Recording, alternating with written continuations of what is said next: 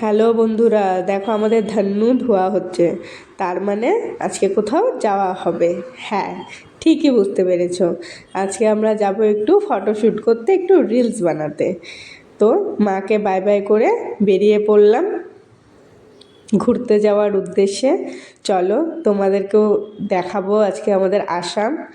পুরাটুক তো দেখাইতে পারবো না, বাট যতটুক দেখতে পারবে দেখো কতটুক দেখাইতে পারি। ভিডিওটা অনেকটাই বড় হয়ে যাচ্ছিল, তার জন্য সব কিছু দেওয়া সম্ভব হইল না। অল্প অল্প কিছু ক্লিপ দিলাম। দেখো চলে যাচ্ছি, রাস্তায় উঠে পড়েছি হাই রোডে।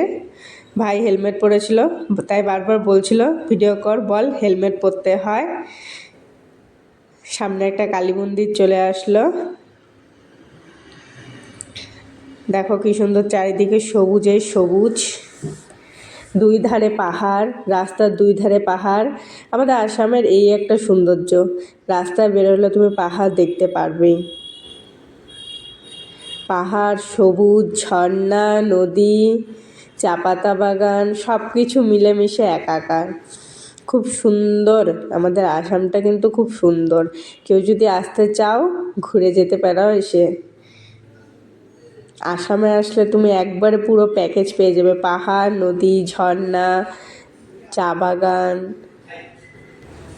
আগে যখন ছোট ছিলাম, মামার বাড়ি যখন যেতাম, তখন মামার বাড়ির ওখানে সবাই বলতো, তোরা আসামে থাকিস, তোদের ভয় লাগে না?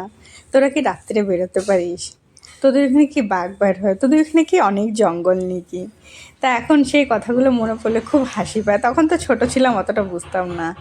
তা এখন সেই কথাগুলো মনে পড়লে খুব হাসি পায়। তাই যারা দেখবে ভিডিওটা তারা দেখো, আসামটাও তোমাদের ওখানের মতনই। হ্যাঁ, একটু বেশি সুন্দরটা একটু হয়তো বেশি। আমাদের এখানে সবুজেই সবুজ, চারদিকে সবুজই দেখতে পারবে তুমি।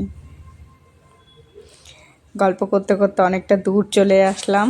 দেখো ধান ক্ষেত, রাস্তার দুই ধারে ধান ক্ষেত, জঙ্গল, পাহাড়। দেখো ওই দূরেও পাহাড় দেখা যাচ্ছে। ওই যে দেখো দুইটা তিনটা পাহাড় আছে ওইখানে। সূর্যটা কি সুন্দর লাগছিল না? ভাইকে বললাম আমি ভালো করে ক্যামেরা ভিডিও করতে পারছি না, পরে ভাই একটা কি সেটিং করলো, দেখো আরও সুন্দর হয়ে গেলো। সূর্যটা এখন কি সুন্দরভাবে বোঝা যাচ্ছে। সবাই ধান কাটছে, গরু। চলে আসলাম গল্প করতে করতে চা বাগানে। এইটা হলো আমাদের চা বাগান। আসামের চা বিখ্যাত। কালকে আমাকে কেউ বলেছিল, কেউ হয়তো ফোন করেছিল, না মেসেঞ্জারে বলেছিল যে আমাদের এখানে চা খুব বিখ্যাত। হ্যাঁ, আমাদের এখানে চা খুব বিখ্যাত আসামের। দেখো চা বাগান, ওরা কাজ করছিল, তো আমাদের দেখছিল তাকিয়ে তাকিয়ে যে আমরা এখানে কি করতে আসলাম। কারণ একটু সেজেগুজে গেছিলাম, তো বুঝতেই পেরেছে যে আমরা হয়তো ভিডিও টিডিও বানাবো। দেখো কি সুন্দর চারদিকে একদম সবুজে সবুজ। সন্ধ্যা সন্ধ্যা হয়ে গেছিলো, তো আরও বেশি ভালো লাগছিল।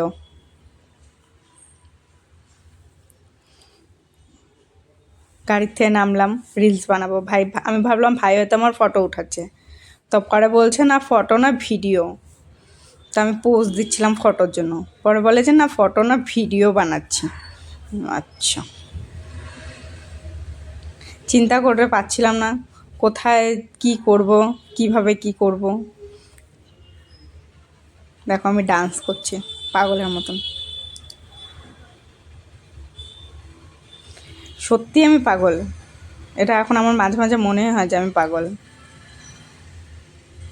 সুন্দর না কি চা বাগানটা? সন্ধ্যা, একদম সন্ধ্যা সন্ধ্যা হয়ে গেছিলো, তার জন্য বেরিয়ে পড়লাম আমরা। যাচ্ছিলাম রিনাদের বাড়ি, সেটাই বলছিলাম ভিডিওর মধ্যে। ভাই বলছিল বল আমরা এখন রিনাদের বাড়িতে যাব।